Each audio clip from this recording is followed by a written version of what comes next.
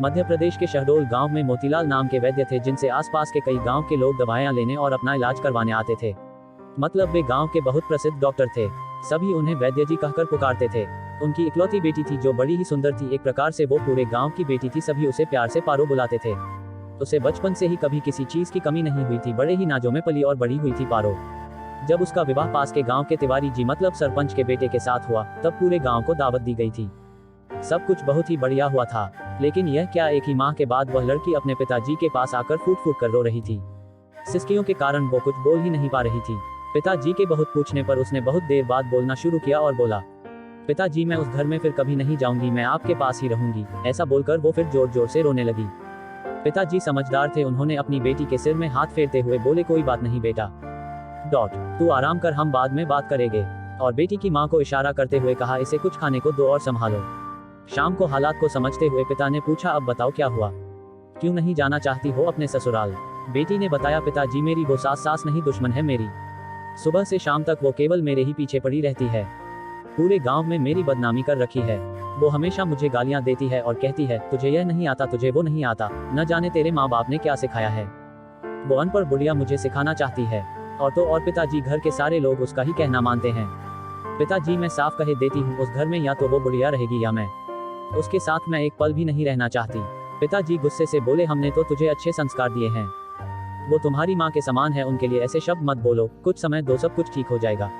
बेटी ने कहा, पिताजी मैं एक शर्त में वहाँ वापस जाऊंगी। पिता ने कहा, वो शर्त क्या है? पिताजी आप तो इतने बड़े वैद्य हैं, दवाओं और जड़ी बूटी के विषय में जानते हैं। पिताजी सिर हिलाकर हामी भर रहे थे और बोले, तो आप मुझे कुछ ऐसा जहर दो कि जिसे खाकर मेरी सास मर जाए, क्योंकि मैं उसे किसी भी रीति से बर्दाश्त नहीं कर सकती। पिताजी मुस्कुराते हुए बोले, बेटा ऐसे में तो तेरे ऊपर समस्या आ जाएगी, उसके मरते ही पुलिस तुझे जेल भेज देगी।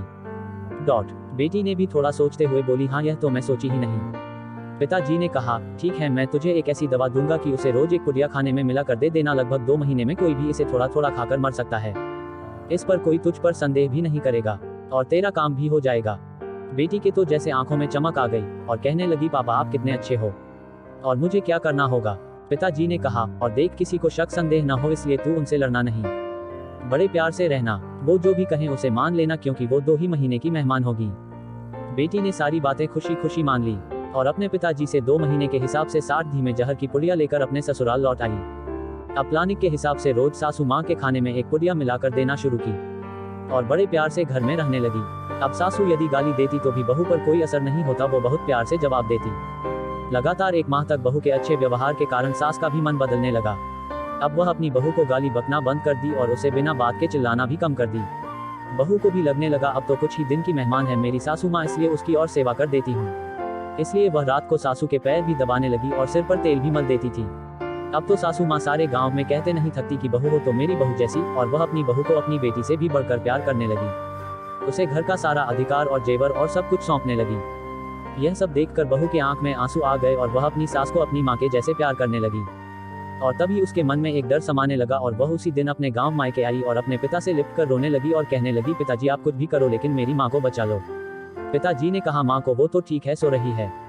बेटी ने कहा, अरे मैं सासू माँ के विषय में बोल रही हूँ। पिताजी ने कहा, क्यों, क्या हुआ उनको? बेटी ने याद दिलाया, अरे पापा आपने जो जहर दिया था उसे खिलाते हुए 1 माह से ज्यादा हो गया है, 15 दिन बाद वो मर जाएंगी। मुझसे बहुत बड़ा गुनाह हो गया, मैं अब उन्हें मारना नहीं चाहती, आप कुछ भी कीजिए और उस जहर का तोड़ दीजिए, कुछ ऐसी दवा दीजिए ताकि उस जहर का असर खत्म हो जाए। वो रोए जा रही थी और पिताजी जोर जोर से हंस रहे थे। बेटी को कुछ समझ नहीं आया, पिताजी हंस क्यों रहे हैं। तब पिताजी ने कहा, बेटा चिंता मत कर, उन्हें कुछ नहीं होगा। मैं जानता था तेरा दिल बहुत अच्छा है, तू किसी को मार नहीं सकती। मैंने जो पुड़िया तुझे दी थी वो तो काला नमक और जीरे का पाउडर था, जो स्वास्थ्य के लिए लाभदायक है। देख बेटा, यह दुनिया ऐसी ही है, हम जैसा इस दुनिया को देते हैं वैसा ही प्राप्त करते हैं। यदि हम दूसरों को नफरत देंगे तो नफरत ही पाएंगे, यदि हम लोगों को प्रेम देंगे तो वापस प्रेम ही पाएंगे। बेटी चुपचाप खड़ी खड़ी आश्चर्य से अपने पापा की बुद्धिमानी भरी बातें सुन रही थी और आंसू बहा रही थी। ये आंसू खुशी के थे। विश्वास करते हैं सास बहू की मजेदार कहानी आपको पसंद आई होगी। कृपया अपने कमेंट अवश्य लिखें ताकि हम ऐसी ही और भी हिंदी कहानी लिख सकें।